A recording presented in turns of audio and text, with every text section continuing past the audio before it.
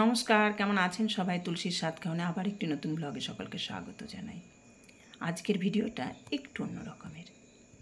আজকে দেখাবো আমাদের কাঁঠাল গাছ থেকে কিভাবে কাঁঠাল পাড়া হলো। আগেই আপনাদের দেখিয়েছি যে আমাদের বাড়িতে কম বেশি 2-1টা গাছ আছে, তার মধ্যে একটা কাঁঠাল গাছও আছে। আর কাঁঠাল গাছে এবছর কী পরিমাণ কাঁঠাল হয়েছে সেটাও আপনাদের দেখিয়েছি, একদম মাটি থেকে শুরু করে গাছের ডগা পর্যন্ত। আর কাঁঠাল বা আম কোনো কিছুই কিন্তু আমরা সচরাচর বিক্রি করি না, পাড়ার সবাইকে মোটামুটি দেওয়া হয়।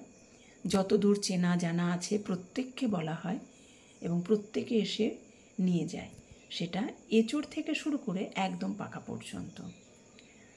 তো যখন দেখা যাচ্ছে যে প্রচুর কাঁঠাল হয়েছে, তখন কতজন নেবে আর কতজনকেই বা দেওয়া যায়। তবুও যাদের যেটুকু সামর্থ্য নিয়ে যায় বা দেওয়ার দরকার আমরা দিয়ে দিই। তো আর শুনেছি যে কাঁঠাল পেকে গেলে গাছ থেকে পেড়ে ফেললে আগামী বছর নাকি খুব তাড়াতাড়ি ফল হয়। আর সেই জন্যে আমি বললাম যে এত কাঁঠাল তো আর সবাই নেবেও না, দেওয়াও সম্ভব নয়, তো কিছু বিক্রি করে দেয়া। এবার যেমন বলা তেমন কাজ। কিন্তু কাঁঠালের দাম শুনলে আপনারা অবাক হয়ে যাবেন। অত বড় বড় কাঁঠাল মাত্র 10 টাকা, অথচ বাজারে কিনতে গেলে সেটা 50 টাকা, 60 টাকা, 80 টাকা, যার কাছ থেকে যেমন নিয়ে পারে। যাই হোক, মূল লক্ষ্য হচ্ছে কাঁঠালটা পাড়া হচ্ছে কিভাবে। দড়ি এক মাথায় একটা নেট মতো বেঁধে, আর গোড়ায় একজন দড়ির গোড়াটা ধরে রয়েছে।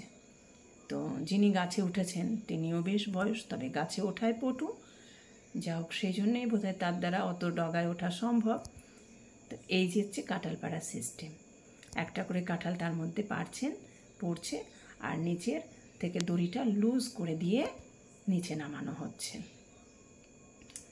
আগেই একটা ভিডিওতে আমি বলেছি যে আমাদের খুব বড় বাগান ছিল, তাতে বিভিন্ন রকমের ফলের গাছ ছিল, আম, কাঁঠাল।